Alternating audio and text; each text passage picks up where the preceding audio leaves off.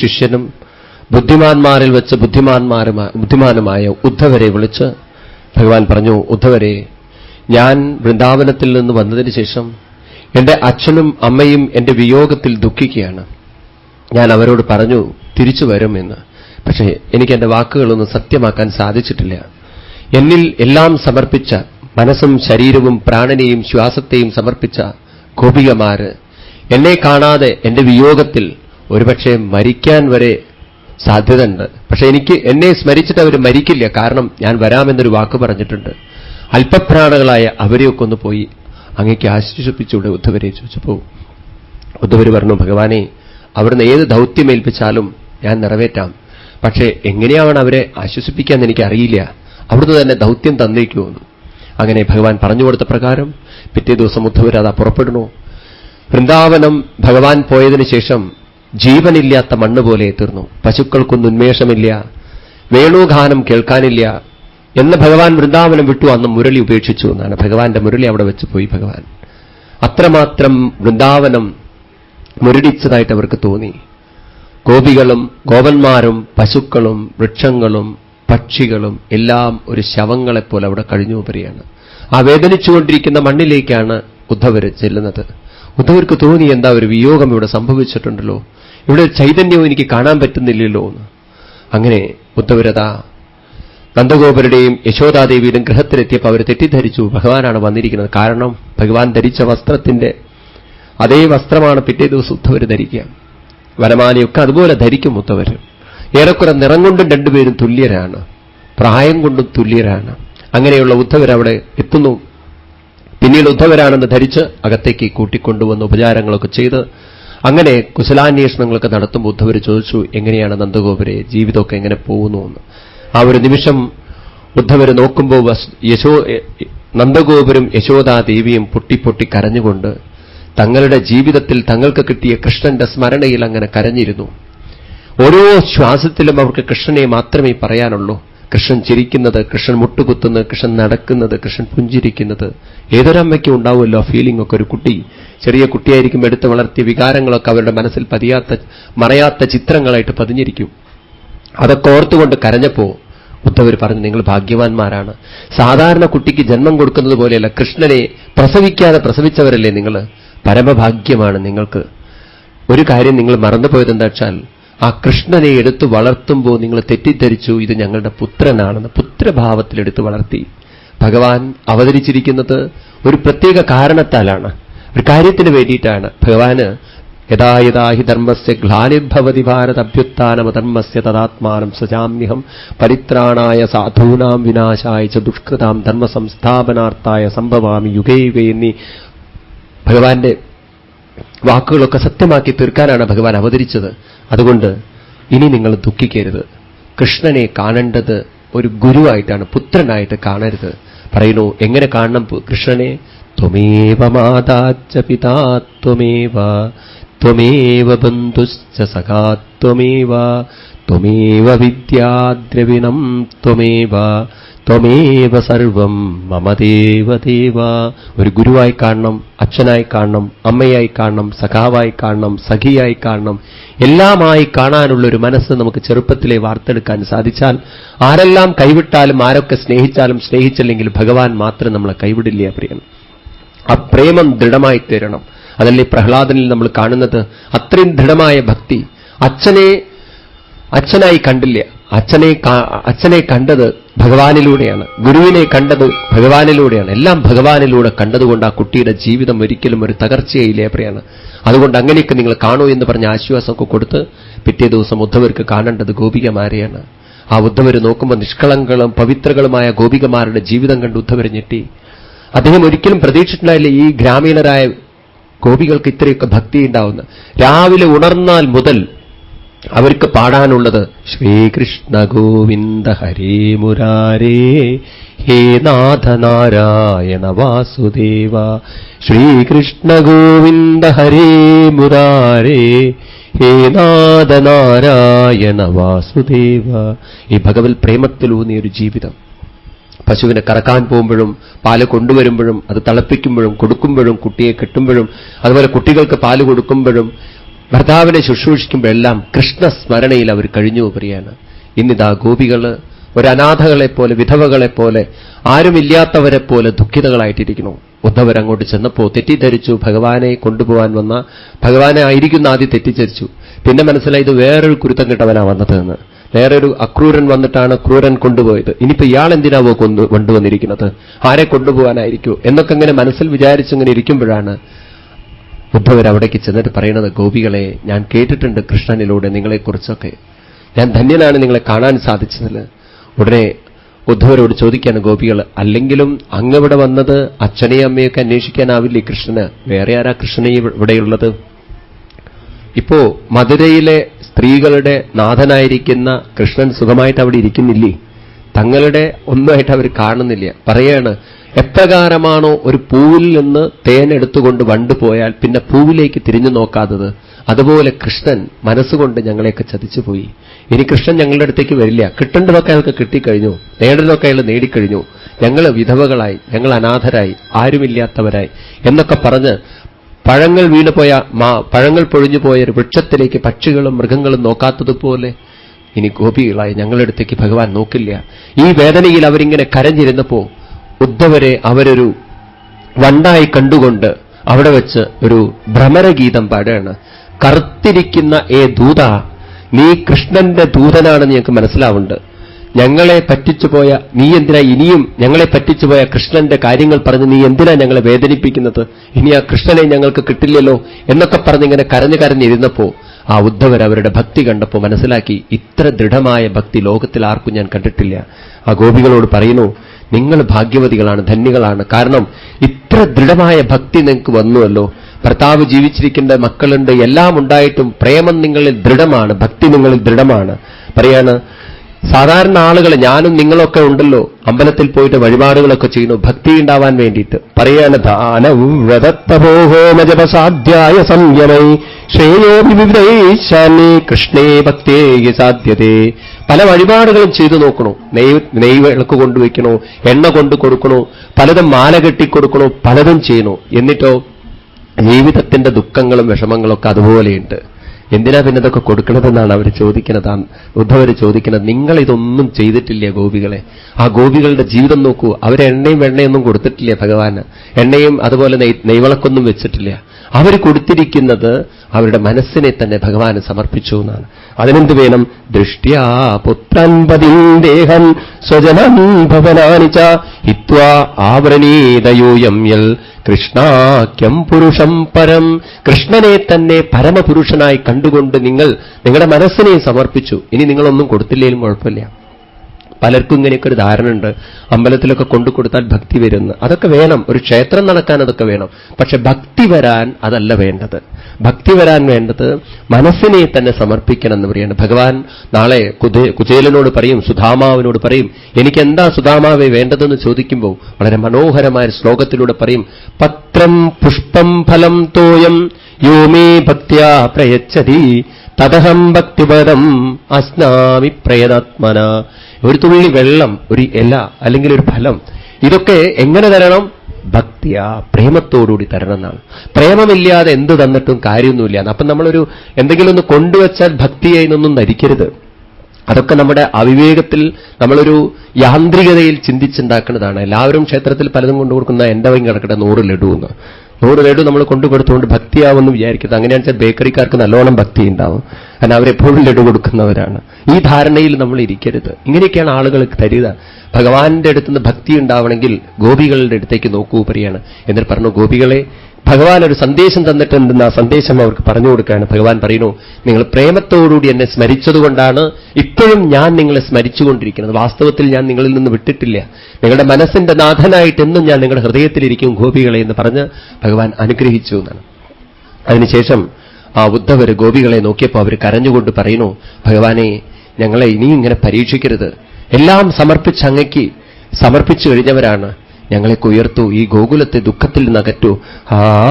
ഹേ നാഥ ഹേ രമാനാഥ വ്രജനാഥാർത്തിനാശന മഗ്ധമുദ്ധര ഗോവിന്ദ ഗോകുലം വ്രജനാർണവൽ. ഈ ഗോകുലത്തിന് ഉയർത്തു ഭഗവാനെ. എന്നെ പ്രേമത്തോടുകൂടി സ്മരിച്ചതും ആ ഉദ്ധവർ അവിടെ വെച്ചിട്ട് പറയാണ്, ഇത്രയൊക്കെ കൃഷ്ണവിയോഗത്തിലും നിങ്ങൾ കൃഷ്ണനെ സ്മരിക്കണോ? കൃഷ്ണൻ ഉണ്ടായപ്പോഴും നിങ്ങളുടെ മനസ്സ് കൃഷ്ണനിൽ ലയിച്ചു പോയിരിക്കണോ? നിങ്ങൾക്ക് കൃഷ്ണനല്ലാതെ മറ്റു വിചാരങ്ങളേ ഇല്ല. ഭഗവത് ഭക്തി നിങ്ങളിൽ സ്വാഭാവികമായി വന്നിരിക്കണോ? കുടുംബമുണ്ട്, ബന്ധങ്ങളുണ്ട്, കുട്ടികളുണ്ട്, മക്കളുണ്ട്, ഭർത്താവുണ്ട്, എന്നിട്ടും കൃഷ്ണഭക്തി ഇത്ര ദൃഢമായിരിക്കണോ? നിങ്ങൾ ഭാഗ്യം ചെയ്തവരാണ്. ബുദ്ധിമാനായ ഉദ്ധവർ പോലും ആ വൃന്ദാവന ഭൂമിയിൽ വെച്ച് ആ വൃന്ദാവനത്തിലെ പവിത്രകളായിട്ടുള്ള ഗോപികമാരുടെ പാദണികൾ പതിഞ്ഞിട്ടുള്ള മണ്ണിൽ നിന്ന് മണ്ണെടുത്തുകൊണ്ട് തന്റെ ശിരസിലിട്ടുകൊണ്ട് പറയുകയാണ്, ഈശ്വര, ഇനിയൊരു ജന്മം കിട്ടുകയാണെങ്കിൽ ഈ വൃന്ദാവനത്തിലൊരു പുൽക്കൊടിയായിട്ട് ജനിക്കാൻ എനിക്ക് പ്രയാസമില്ല. എന്നിട്ട് ആ ഉദ്ധവര് മണ്ണെടുത്തിട്ട് തന്റെ ശിരസിലിട്ടുകൊണ്ട് പറയുന്നു, വന്ദേ നന്ദവ്രജസ്ത്രീണാം പാദരേണുമഭീഷ്ണസാം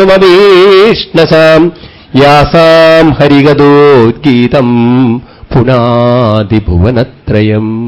വന്ദേ നന്ദവ്രജസ്ത്രീണാം പാദരേണുമഭീഷ്ണസാം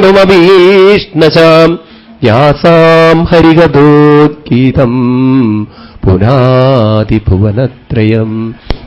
പവിത്രകളായിട്ടുള്ള, ധന്യകളായിട്ടുള്ള, ഭക്തോത്തമങ്ങളായിട്ടുള്ള ഗോപികമാരുടെ പാദങ്ങൾ പതിഞ്ഞ ഈ പവിത്ര ഭൂമിയിൽ നിന്ന് ഞാൻ അല്പം മണ്ണെടുത്ത് എന്റെ ശിരസിലിട്ടിട്ട് എന്നെ പരിശുദ്ധീകരിക്കട്ടെ. ഭഗവാനെ, ആ ഭക്തിയൊക്കെ ഒന്ന് എനിക്കും തന്ന് അനുഗ്രഹിക്കൂ എന്ന് പറഞ്ഞ് ഉദ്ധവര് ആ ഭക്തിയുടെ മുന്നിൽ നമസ്കരിച്ചുകൊണ്ട് ആ ഗോപികളുടെ ഹൃദയത്തിൽ നിന്നും വരുന്ന ഗീതം ഈ ഭുവനത്തെ മുഴുവൻ പരിശുദ്ധീകരിക്കട്ടെ എന്ന് പ്രാർത്ഥിച്ചുകൊണ്ട് അവിടെ നിന്നും മധുരയിലേക്ക് തിരിച്ചു പോകുന്നു. പിറ്റേ ദിവസം ഭഗവാനോട് കാര്യങ്ങളൊക്കെ പറയും. അവിടെ ഉണ്ടായ കാര്യങ്ങളൊക്കെ അങ്ങനെ ഗോപികമാരെ ആശ്വസിപ്പിച്ചുകൊണ്ട് ഉദ്ധവരെത്തുമ്പോൾ ഭഗവാൻ നമുക്കിവിടെ കാണിച്ചു തരുന്നു എന്താണ് ഭക്തി എന്നുള്ളത്. പുറമേയുള്ള ഒരു ആചാരമായിട്ടോ ചടങ്ങായിട്ടോ അല്ല ഗോപികമാരുടെ ഭക്തി. പൂർണ്ണ പ്രേമ സമർപ്പണമാണത്. ഓരോ നിമിഷവും ഓരോ ശ്വാസത്തിലും ഭഗവാനെ സ്മരിക്കാൻ, പ്രേമത്തോട് സ്മരിക്കാൻ സാധിക്കുന്നതാണ് ഭക്തി എന്ന് പറയുന്നത്. ഭഗവാൻ കൂടെയുണ്ടെന്നും താൻ ഒറ്റയല്ലെന്നും, ഭഗവാൻ എപ്പോഴും അനുഗ്രഹിച്ചുകൊണ്ട് കൂടെയുണ്ട്, എപ്പോഴും എനിക്ക് ധൈര്യം തരുന്നുണ്ട്, എപ്പോഴും എനിക്ക് പ്രചോദനം തരുന്നുണ്ട്. അതുകൊണ്ട് മരിക്കുന്നവരെ ഉത്സാഹത്തിൽ, മരിക്കുന്നവരെ ആനന്ദത്തിൽ, ആവേശത്തിൽ ഞാൻ ജീവിക്കാൻ എനിക്ക് സാധിക്കുമെന്നും, കൃഷ്ണൻ കൂടെയുണ്ടെങ്കിൽ പിന്നെ എനിക്ക് എവിടെയാണ് ദുഃഖം എന്ന് കുന്തിദേവി പറഞ്ഞതുപോലെ, പൂന്താനം പറഞ്ഞതുപോലെയൊക്കെ നമുക്ക് പറയാൻ സാധിച്ചാൽ അതുതന്നെയാണ് ഭക്തി എന്ന് പറയുന്നത്. അപ്പൊ ഈ ഭക്തിയിലേക്ക് വന്നാൽ നമ്മളൊന്നും കരയാനോ ദുഃഖിക്കാനോ അല്പം പോലും ബാധ്യസ്ഥരല്ല.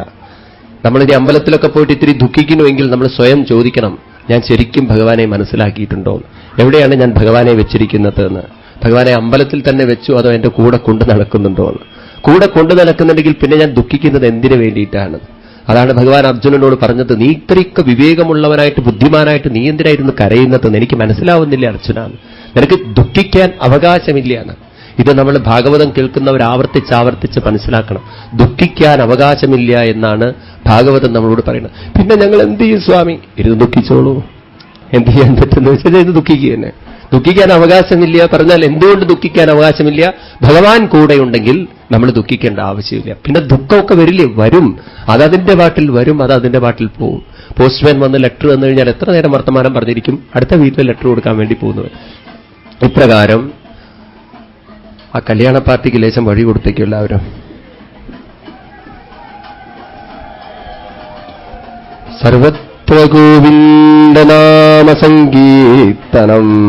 ഗോവിന്ദ ഗോവിന്ദ ഹരേ രാമ ഹരേ രാമ രാമ രാമ ഹരേ ഹരേ ഹരേ കൃഷ്ണ കൃഷ്ണ കൃഷ്ണ കൃഷ്ണ ഹരേ ഹരേ ഹരേ രാമ രാമ രാമ രാമ ഹരേ ഹരേ ഹരേ കൃഷ്ണ കൃഷ്ണ കൃഷ്ണ കൃഷ്ണ ഹരേ ഹരേ ഹരേ രാമ രാമ രാമ രാമ ഹരേ ഹരേ ഹരേ കൃഷ്ണ കൃഷ്ണ കൃഷ്ണ കൃഷ്ണ ഹരേ ഹരേ ഹരേ രാമ രാമ രാമ രാമ ഹരേ ഹരേ ഹരേ കൃഷ്ണ കൃഷ്ണ കൃഷ്ണ കൃഷ്ണ ഹരേ ഹരേ. സർവത്ര ഗോവിന്ദനാമ ഗോവിന്ദ ഗോവിന്ദ. അതിനുശേഷം പിന്നീട് ഉദ്ധവര് തിരിച്ചു വന്നതിന് ശേഷം ഒരിക്കൽ ഭഗവാൻ ഉദ്ധവരെയും കൂട്ടി നേരത്തെ സുന്ദരിയാക്കി മാറ്റിയ കുബ്ജയുടെ വീട്ടിലേക്ക് പോയി അവൾ അനുഗ്രഹിക്കുന്ന ഭാഗമാണ്. അതിനുശേഷം പാണ്ഡവന്മാരും കൗരവന്മാരും തമ്മിൽ സ്പർദ്ധ വന്നപ്പോൾ അക്രൂരരായ ചെറിയച്ഛനെ കൗരവന്മാരുടെ വീട്ടിലേക്ക് പറഞ്ഞയച്ച് ഹസ്തിനപുരത്തിലേക്ക് പറഞ്ഞയച്ച് കുന്തിദേവിയെ ആശ്വസിപ്പിക്കാൻ പറയാണ്. അതെല്ലാം കഴിഞ്ഞതിന് ശേഷം നമ്മൾ ഭാഗവതത്തിന്റെ ഉത്തരഭാഗത്തിലേക്ക് കടക്കണോ. ദശമസ്കന്ധം 2 ഭാഗങ്ങളാണ്, പൂർവ്വഭാഗം ഉത്തരഭാഗം. അവിടെയാണ് രുക്മിണി സ്വയംവരം വരുന്നത്. അപ്പോഴാണ് ആർപ്പും വിളിയൊക്കെ വരുന്നത്. നമ്മൾ അവിടേക്ക് കടന്നിരിക്കുന്നു. അപ്പോ ആദ്യം തന്നെ ഇവിടെ കഥ പറയുന്നത് ഭഗവാൻ മധുരയിൽ നിന്നും ദ്വാരകയിലേക്ക് രാജ്യം മാറ്റിയത് കഥയാണ്. ജരാസന്ധന്റെ പുത്രിമാരായിരുന്നു കംസന്റെ ഭാര്യമാര്. വിധവകളായപ്പോ അവര് ജരാസന്ധനോട് ചെന്ന് പറഞ്ഞു, കൃഷ്ണൻ ഒരുത്തനാണ് ഞങ്ങളെ വിധവകളാക്കിയത്, അതുകൊണ്ട് കൃഷ്ണനോട് പ്രതികാരം ചെയ്യണമെന്ന്. 17 വട്ടം ജരാസന്ധൻ സൈന്യങ്ങളുമായി ഭഗവാനോട് ഏറ്റുമുട്ടി. ഓരോ പ്രാവശ്യവും ഭഗവാൻ തോൽപ്പിച്ചുകൊണ്ട് പറയും, നീ പോയി ജീവിക്കൂ എന്ന്.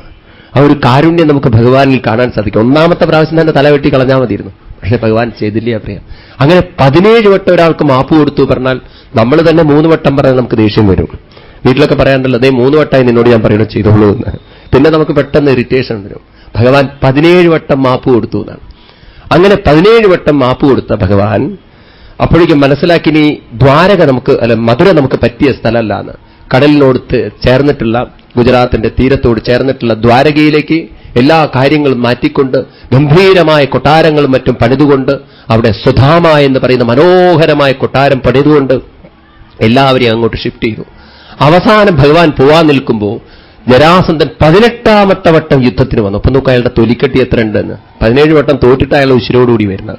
അന്ന് അയാൾക്ക് ഒറ്റയ്ക്ക് വരാനുള്ള കോൺഫിഡൻസ് ഉണ്ടായില്ല. അയാള് മറ്റൊരു രാജാവിനെ കൂട്ടി, അയാളുടെ പേരായിരുന്നു യവനൻ എന്നുള്ളത്. അയാൾ കാലയവനെയും കൊണ്ട് ഭഗവാനുമായി ഏറ്റുമുട്ടാൻ 3 കോടി സൈന്യങ്ങളെ കൊണ്ടുവന്നു. അപ്പൊ അന്നൊക്കെ മിലിറ്ററിയിലൊക്കെ നല്ല റിക്രൂട്ട്മെന്റ് ഉള്ള സമയമാണ്. അങ്ങനെ അവരൊക്കെ കൊണ്ടുവന്ന് യുദ്ധത്തിന് പുറപ്പെട്ടപ്പോ ആളുകളില്ല ഭഗവാന്റെ കൂടെ. ഭഗവാൻ ജീവിതത്തിൽ ആദ്യമായിട്ട് ഒരു ഭീരുവിനെ പോലെ ഓടുകയാണ്. അങ്ങനെ ഭീരുവിനെ പോലെ ആ ഓടുന്ന രംഗം നമുക്ക് ഈ കല്യാണത്തിന് ശേഷം നോക്കാം. സർവത്ര ഗോവിന്ദനാമ സങ്കീർത്തനം, ഗോവിന്ദ ഗോവിന്ദ ഹരേ ഹരേ രാമ രാമ രാമ ഹരേ ഹരേ, ഹരേ കൃഷ്ണ കൃഷ്ണ കൃഷ്ണ ഹരേ ഹരേ, ഹരേ രാമ രാമ രാമ ഹരേ ഹരേ, ഹരേ കൃഷ്ണ കൃഷ്ണ കൃഷ്ണ ഹരേ ഹരേ, ഹരേ രാമ രാമ രാമ ഹരേ ഹരേ, ഹരേ കൃഷ്ണ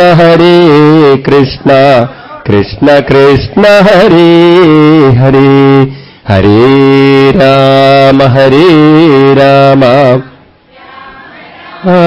ഹരേ ഹരേ, ഹരേ കൃഷ്ണ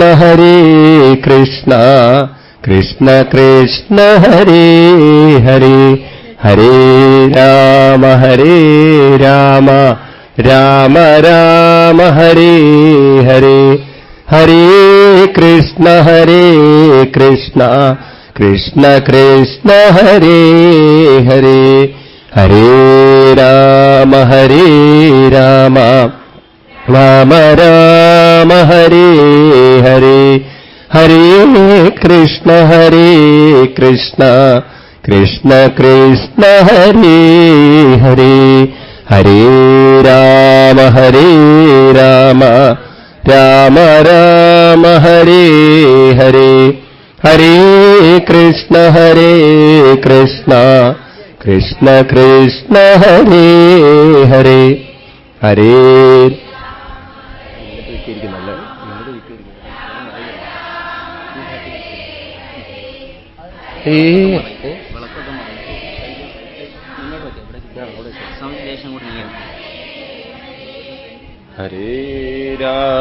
ഹരേ രാമ രാമ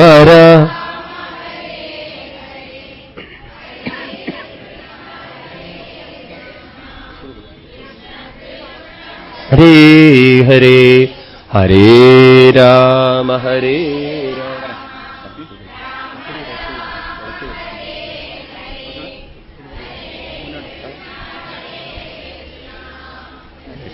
ഇന്നിലെ വിളക്ക് മാറി. ഹരേ രാമ ഹരേ രാമ രാമ രാമ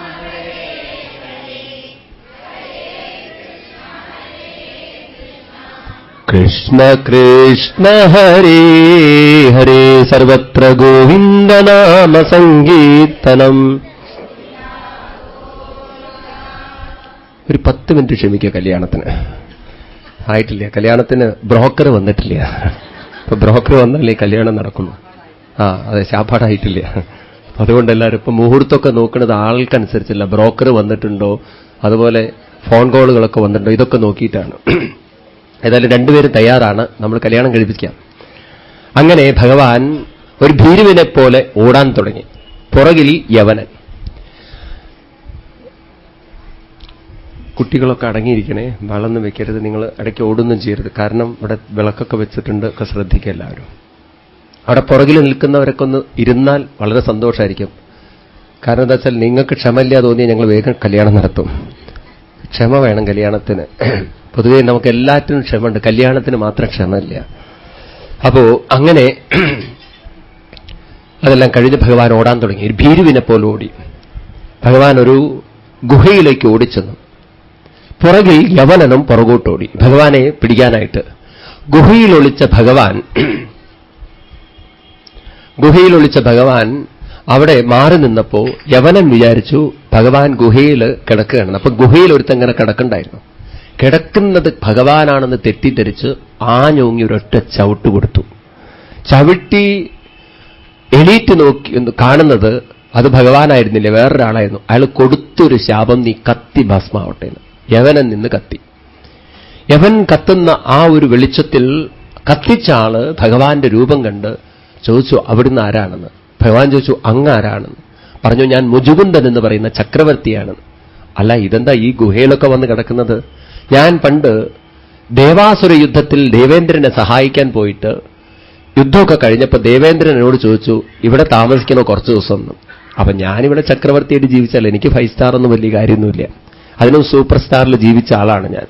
അതുകൊണ്ട് എനിക്ക് സ്വസ്ഥമായിട്ടൊന്ന് കിടന്നുറങ്ങണം എന്ന് പറഞ്ഞു. അതിനൊരു വരം തരണമെന്ന് പറയുന്ന, ഒരു വരം തരാം, ആര് ഉറക്കത്തിൽ അങ്ങേ ഡിസ്റ്റേബ് ചെയ്യുന്നു അവർ കത്തി ഭസ്മാവുന്നു. അതിനാണ് ഇവിടെ വന്ന് കിടക്കുന്നത്. എന്നാൽ അങ്ങേക്ക് കൊട്ടാരത്തിൽ പോയി കിടക്കായിരുന്നില്ലേ എന്ന്. അങ്ങേക്ക് അറിയാലോ കൊട്ടാരത്തിൽ പോയി കിടന്ന ആരാ എന്നെ വിളിക്കുക എന്നുള്ളത്. എന്തിനാ അവളെ കത്തിച്ച് ഭസ്മാക്കുന്നത്? അതുകൊണ്ട് ഞാൻ ഇവിടെ വന്ന് കിടന്നു.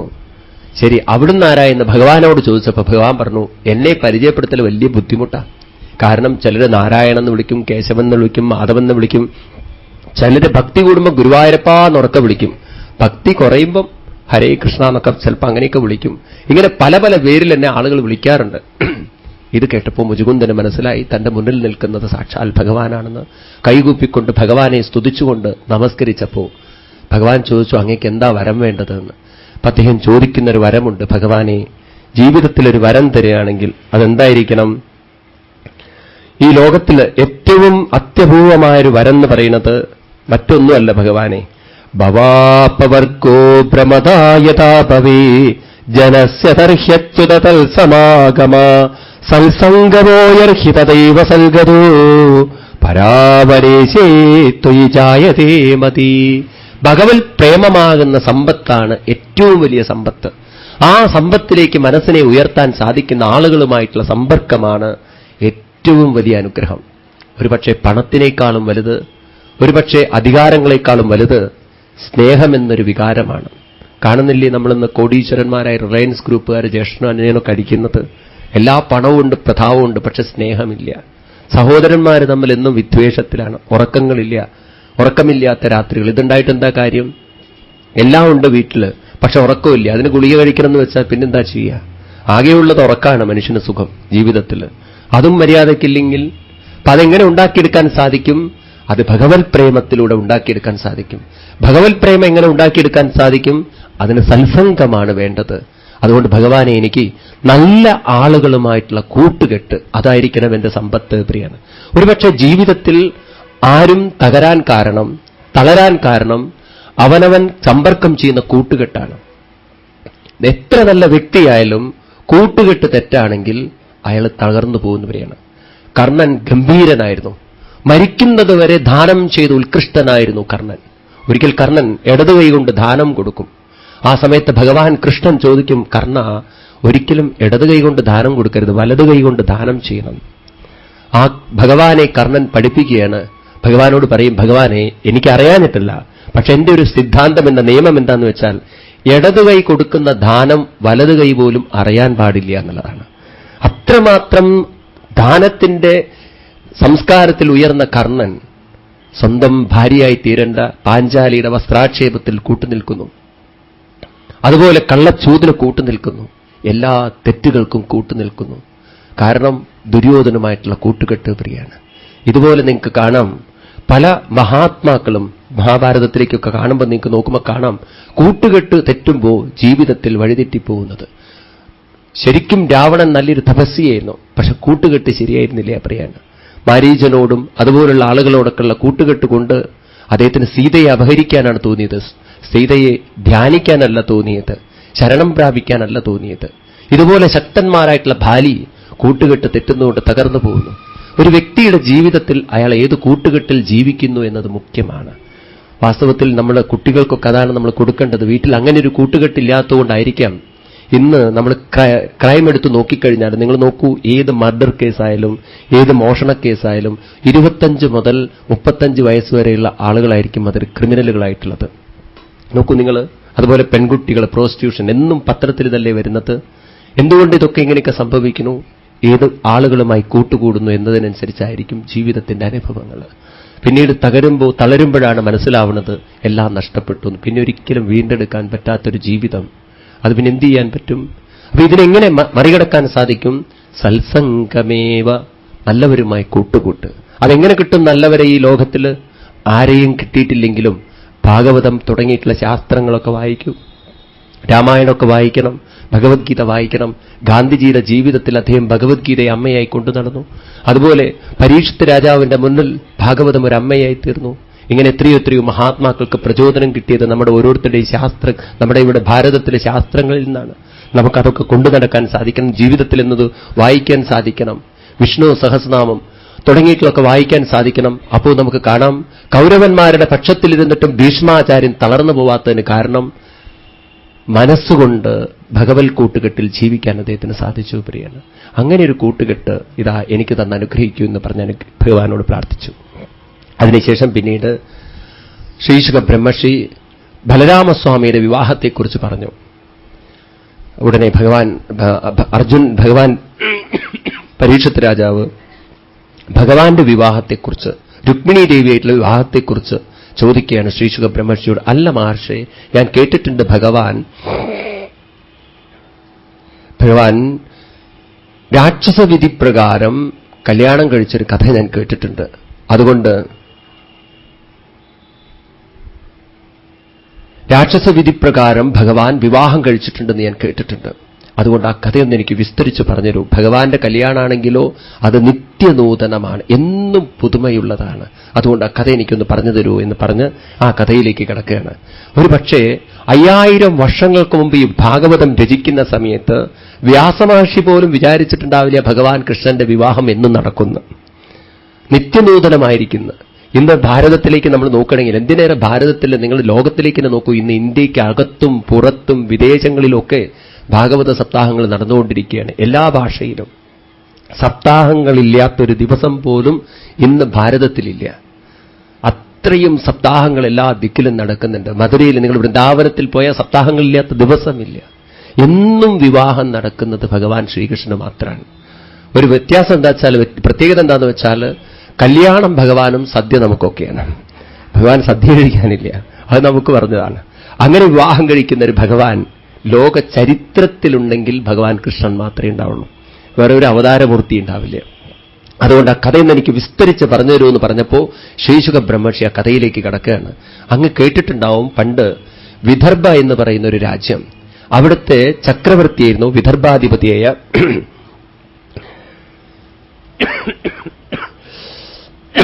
ഭീഷ്മകൻ എന്ന് പറയുന്ന രാജാവ്. അദ്ദേഹത്തിന് 5 പുത്രന്മാരുണ്ടായിരുന്നു. ആരൊക്കെയായിരുന്നു? രുക്മ്യഗ്രജൻ, രുക്മമാലി, രുക്മകേശി, രുക്മകേശൻ, രുക്മമാലി തുടങ്ങിയിട്ടുള്ള മക്കൾ, ആൺകുട്ടികൾ. പിന്നെ രുക്മിണി എന്ന് പറയുന്ന ഒരു പെൺകുട്ടി. ഈ 5 ആൺമക്കൾ കുരുത്തം കെട്ടവരായിരുന്നു, എന്ന് വെച്ചാൽ അസത്തുക്കളായിരുന്നു. എന്നാൽ ഈ പെൺകുട്ടി ചെറുപ്പത്തിലേ വളരെ അനുസരണശീലയുള്ള ഒരു നല്ല മനസ്സുള്ള പെൺകുട്ടിയായിരുന്നു. വീട്ടിൽ ആര് വന്നാലും സത്സംഗങ്ങളൊക്കെ ചെയ്യുമ്പോൾ ഈ പെൺകുട്ടി മുന്നിൽ പോയിരിക്കും, അതൊക്കെ കേൾക്കും. പിന്നെ മുത്തശ്ശനോടും മുത്തശ്ശിയോടൊക്കെ ഭഗവത് കഥകൾ കേൾക്കാൻ വളരെയധികം ഔത്സുക്യമുണ്ടായി. അങ്ങനെ ആ കുട്ടിക്ക് ചെറുപ്പത്തിലേ മനസ്സിലായി ഭഗവാൻ കൃഷ്ണരൂപത്തിൽ ഇവിടെ ലീലയാടാൻ വന്നിരിക്കുന്നു. എങ്ങനെയോ ആ കുട്ടിയുടെ മനസ്സ് കൃഷ്ണനിൽ അനുരക്തയായി. ഭഗവാനെ മനസ്സുകൊണ്ട് സ്നേഹിച്ചു, പ്രേമിച്ചു, മനസ്സുകൊണ്ട് വിവാഹം വരെ കഴിച്ചു. എന്നിട്ട് മനസ്സിലൊരു പ്രതിജ്ഞ ചെയ്തു, ഈ ജീവിതത്തിൽ കൃഷ്ണനെയല്ലാതെ ഞാൻ ആരെയും സ്പർശിക്ക പോലുമില്ല, ഇത് സത്യം. ഇങ്ങനെ കാര്യങ്ങൾ മുന്നോട്ട് പോവാണ്. കുട്ടി വളർന്നു, കന്യകയെ കല്യാണപ്രായമായപ്പോ അച്ഛനും അമ്മയ്ക്കും പിന്നെ ടെൻഷനായല്ലോ, വേഗം കെട്ടിച്ചു കൊടുക്കണം. ഇന്നത്തെ കാലത്ത് വേഗം അതൊക്കെ ചിന്തിക്കണം. കാരണം കെട്ടിച്ചു കൊടുത്തില്ലെങ്കിൽ അവർ വല്ലവരുടെയും കൂടെ പോവും. ഇവിടെ നിന്നൊക്കെ പറഞ്ഞയക്കും അച്ഛനും അമ്മയും മക്കളെ അമേരിക്കയിലേക്കൊക്കെ ഹയർ സ്റ്റഡീസിന്. ഒരു ദിവസം കത്ത് വരും, we seek your blessing, so please bless us. Us no, what is this as? അപ്പോൾ താഴെ എഴുതിയിട്ടുണ്ടാവും, we fixed our marriage such and such a date, you need not come, we will do all the arrangements, please send your blessings. ഇതാ കിടക്കണു അച്ഛനും അമ്മയും. എത്ര കുടുംബങ്ങളാണ് അങ്ങനെ കിടക്കുന്നത്. അതാണ് ഇന്നത്തെ ലോകം എന്ന് പറയുന്നത്. പിന്നെ കല്യാണം കഴിപ്പിക്കുന്നതിന് മുമ്പ് ചോദിക്കണം, മോളെ വല്ലവരും ഉണ്ടോ നിന്റെ മനസ്സിൽ എന്ന്. അവൾ പറയും, ഒന്നുമില്ല, അച്ഛനൊന്നും വിചാരിക്കേണ്ട, അമ്മയൊന്നും എനിക്ക് അങ്ങനെയുള്ള സ്വഭാവമൊന്നുമില്ല. എന്നാൽ ഞങ്ങൾ അന്വേഷിക്കട്ടെ, അതും വേണ്ട എന്ന്. പാവം എന്നിട്ട് ഒരു ദിവസം അന്വേഷിക്കുന്ന കാര്യം ഒക്കെ നോക്കുമ്പോഴാണ് അവൾ പറയാ, ഞങ്ങൾ ഓൾറെഡി രജിസ്റ്റർ മാരേജ് ഒക്കെ കഴിഞ്ഞു എന്ന്. ഇങ്ങനെ എത്ര കുടുംബങ്ങൾ. അതുകൊണ്ട് അന്ന് അങ്ങനെയായിരുന്നില്ല. കാരണവന്മാരെ നമ്മൾ ചോദിക്കും. ഒരുപക്ഷെ ഇവിടെ കല്യാണം കഴിച്ചവരിൽ പലരും ഭർത്താവിനെയും ഭാര്യയും നേരിട്ട് കണ്ടിട്ടുണ്ടാവില്ല, കല്യാണ മണ്ഡപത്തിൽ വെച്ചിട്ടായിരിക്കും കണ്ടിട്ടുണ്ടാവുക. ഓ, ഇതാണ് എന്റെ ഭാര്യ എന്ന്, ഓ പറഞ്ഞു കേട്ടിട്ടുള്ളൂ ഇങ്ങനെയാണല്ലേ എന്നുള്ളത്. അങ്ങനെയായിരിക്കും പലരും. പണ്ടൊക്കെ അങ്ങനെ അറിയും കൂടിയില്ല ആരെയും കല്യാണം കഴിക്കാമോ. പെണ്ണായിരിക്കും എന്നുള്ളത് ഉറപ്പാണ്, അത്രയൊരു ഉറപ്പുള്ളൂ. ആരാവും എന്താണെന്നുള്ളത് പൂർവികന്മാർക്ക് അറിയാം. അവരന്ന് സംസ്കാരം നോക്കിയിട്ടായിരുന്നു വിവാഹം കഴിച്ചു നോക്കിയത്, അല്ലാതെ ആളുടെ സൗന്ദര്യവും ക്വാളിഫിക്കേഷനും കഴിവും പണമൊന്നും ആയിരുന്നില്ല. ഇന്നിപ്പോ ഒക്കെ മാറിപ്പോട്ടെ. ഏതായാലും ഭഗവാനെ മനസ്സുകൊണ്ട് സ്നേഹിച്ച് ആ കുട്ടിയുടെ വികാരം ആരും മനസ്സിലാക്കിയില്ല. അച്ഛനും മറ്റൊക്കെ ഇങ്ങനെ കൂടിയിരുന്ന് ആലോചിച്ചു. അച്ഛനും മോഹം കൃഷ്ണന് വിവാഹം കഴിച്ചു കൊടുക്കാനാണ്, ഭഗവാന് തന്നെ കൊടുക്കണമെന്നാണ്. പക്ഷേ സഹോദരന്മാർക്ക് അത് വലിയ താല്പര്യം ഉണ്ടായിരുന്നില്ല. പ്രത്യേകിച്ച് പാഞ്ചാല രാജാവിന്, വിദർഭരാജാവായ പാഞ്ചാലന്, വിദർഭരാജാവായ ഭീഷ്മകന് അധികാരങ്ങൾ ഉണ്ടായിരുന്നെങ്കിലും മൂത്ത മകനായ രുക്മിയായിരുന്നു കാര്യങ്ങൾ നിയന്ത്രിച്ചത്. അപ്പൊ ഭീഷ്മകനോട് പറഞ്ഞു, അച്ഛൻ കാര്യങ്ങൾ നോക്കണ്ട, ഞാൻ തന്നെ നോക്കിക്കോളാം സഹോദരിയുടെ കല്യാണം എന്ന് പറഞ്ഞു. മോനെ അവൾക്ക് ഇഷ്ടം കൃഷ്ണനെയാണല്ലോ, അപ്പം ഭഗവാനല്ലേ കല്യാണം കഴിച്ചു കൊടുക്കേണ്ടതെന്ന്. ഞാൻ കൊടുക്കില്ല, കൃഷ്ണന് എന്റെ സഹോദരിയെ കൊടുക്കില്ല. അതെന്താടാ അങ്ങനെയെന്ന്. അയാൾക്കെന്താ ക്വാളിഫിക്കേഷൻ ഉള്ളത്? ആരെങ്കിലും ചോദിച്ചാൽ പറയാൻ കൊള്ളാവുന്ന വല്ലതും ഉണ്ടോ യോഗ്യത? അതെന്താ അയാൾക്കില്ലാത്തത്? ചെറുപ്പത്തിൽ പശുവിനെ കൊണ്ടു നടന്നു എന്നുള്ളൊരു യോഗ്യതയാണോ?